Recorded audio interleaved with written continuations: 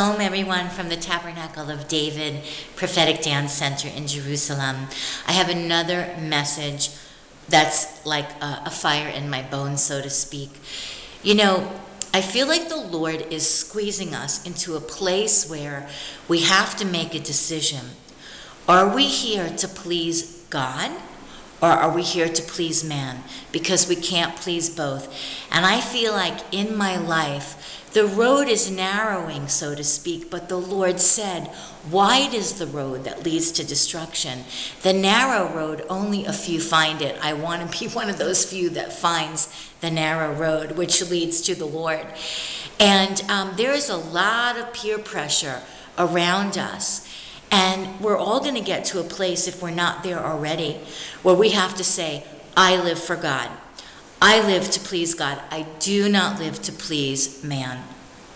And it's a real declaration that we need to make over our lives. And I want to talk about trust. Do we really trust God? Do we trust God for the people in our lives? Do we trust God for the marriages that God leads us to enter into? Do we trust Him for every single relationship? We need to take off the load that we carry, and we need to have the joy of the Lord and serve His people and serve Him with gladness and trust Him for every area of our lives. God does not want us to carry a load.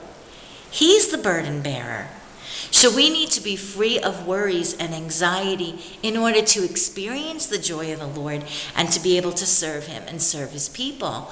So I think a very important question to ask ourselves today, do I really trust God with my life? Do I really trust that He is a great God, full of wisdom, love, compassion? He's a just God. He's righteous. He's altogether lovely. Do we trust Him with our lives, with our relationships?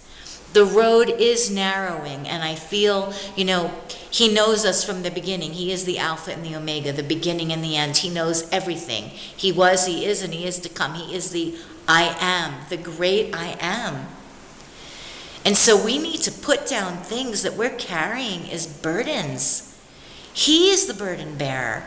He wants us to be available to love Him, to love ourselves, to love others.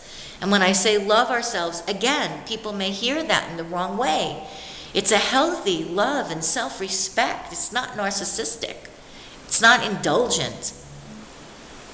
It's His will for us to love and respect ourselves. It's His will for us to know His love experientially, not here, but in here.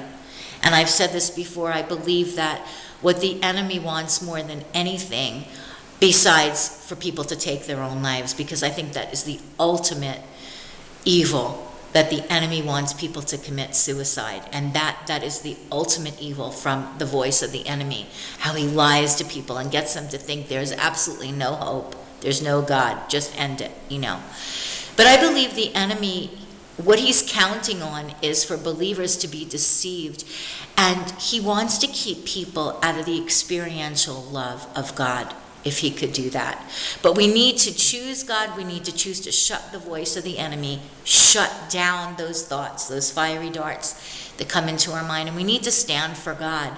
The road is narrowing, and I'm at a place where I am living to please God, and I don't care if man doesn't like the choices that I'm making because I serve God.